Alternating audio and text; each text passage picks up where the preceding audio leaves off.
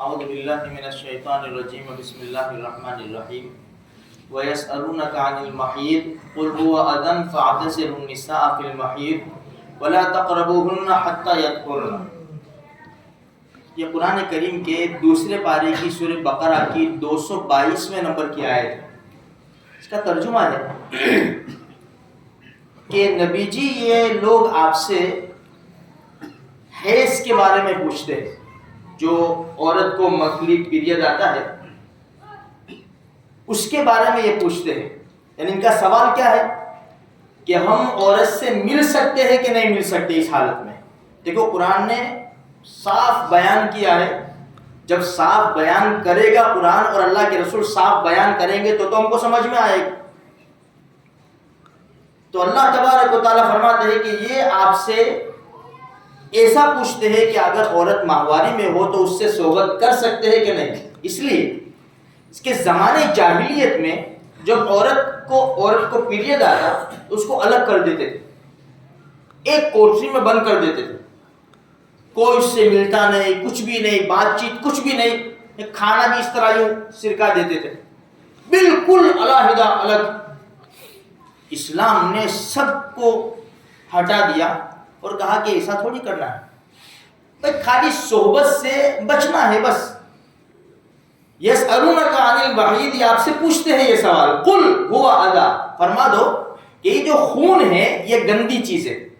فاعتزلوا النساء فی المحیض، حیض کی حالت میں، ماہواری کی حالت میں عورت سے صحبت مت کرو، باقی لیٹنا رہنا ساتھ میں سب کچھ ہے، خالی صحبت سے منع کیا ہے۔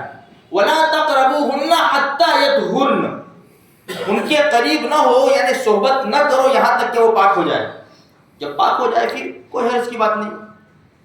تو یہ قرآن کریم نے کھول کر بیان کیا ہے۔ اب آپ کو ایک مسئلہ میں آپ بتاؤ، عورت کو جو ماہواری منتھلی جو بلڈ آتا ہے تو ہر عورت کی عادت الگ الگ ہوتی ہے، بھائی کسی کا 5 دن ہے، کسی کا 3 دن ہے، 7 دن ہے، جیسی جیسی عورت کی طبیعت۔ یہ جو حیض کا خون ہے ماہواری منتھلی، یہ کم سے کم 3 دن ہے۔ 3 دن سے اگر کم بلڈ آیا نا تو وہ بیماری کا خون ہوگا، اس کی نماز قضا کرنی پڑے گی اگر نہیں پڑی تو۔ اور زیادہ سے زیادہ 10 دن ہے، 10 دن سے اوپر چلے جاوے تو جو عورت کی عادت ہوتی ہے جیسے 5 دن 7 دن، 7 دن کے بعد بھی اس کو بلڈ آیا اس مہینے، ایسا سمجھو تو 10 دن تک انتظار کریں گے۔ 10 دن کے اوپر آیا نا تو 7 دن تو یہ اس کا جو عادت ہے وہ شمار ہوگا منتھلی، اور اس کے بعد سب استحاضہ اس کو کہتے ہیں، یعنی بیماری کا خون یہ ہے، تو اس کی نماز قضا کرنی پڑے گی۔ دیکھو جو ایسی حالت ہو تو عورت کے لیے کیا کرنا ہے؟ ایک تو نماز نہیں پڑھنا، اس کو نماز معاف ہے، روزے معاف نہیں، نماز معاف ہے۔ اچھا وہ قرآن نہیں پڑھ سکتی، قرآن کو ہاتھ نہیں لگا سکتی، بیت اللہ کا طواف نہیں کر سکتی، مسجد میں نہیں آ سکتی، یعنی حرم کے اندر، بھائی جیسے بیان ہوتا ہے تو نیچے عورتیں آ کے بیٹھتی ہیں، وہ مسجد نہیں ہے، یعنی حرم کا حصہ نہیں، یہ حرم کا حصہ یہ ہے۔ جس طرح انسان ناپاک ہوتا ہے تو حرم کے اندر وہ نہیں آئے گا۔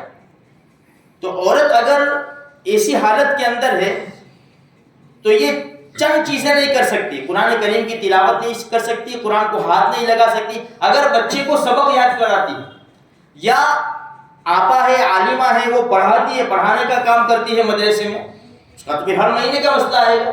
تو مسئلہ یہ ہے کہ ایک ایک حرف کاٹ کاٹ کر پڑھا، جیسے الحمدللہ رب العالمین یہ پورا لفظ ہے نا تو پورا نہیں پڑھائے گی بچے کو، الحمدللہ رب العالمین پوچھا نا الحمد پھر رک جائے، للہ رک جائے، رب اس طرح بچے کو سبق یاد کرائے گی۔ باقی اس کے علاوہ جتنا بھی ذکر ہے، درود شریف ہے، دعائیں ہے، سب کر سکتی ہے عورت۔ اچھا اب دوسرا ایک چھوٹا سا مسئلہ نفاس کا ہے۔ نفاس کس کو کہتے ہیں؟ جب ڈیلیوری ہوتی ہے، یہ خاص مسئلہ دھیان رکھو، جب ڈیلیوری ہوتی ہے نا اس کے بعد جو بلڈ آتا ہے اس کو نفاس کہتے ہیں۔ اس کی زیادہ سے زیادہ مدت 40 دن ہے۔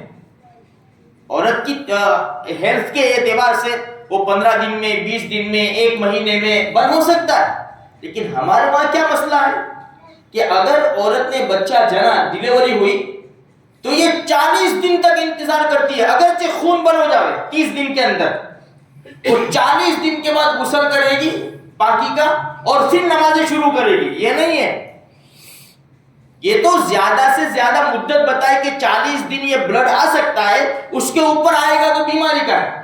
لیکن بھائی 20 دن میں بھی بند ہو سکتا ہے، 25 دن میں بھی بند ہو سکتا ہے، 30 دن میں بھی بند ہو سکتا ہے.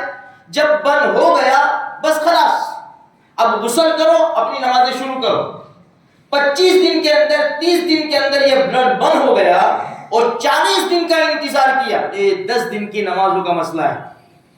ہمارا وہاں ایسا ہی ہے، آپ دیکھنا کہ 40 دن کے بعد عورت غسل کرے گی اور اس کے بعد نمازیں شروع کرے گی.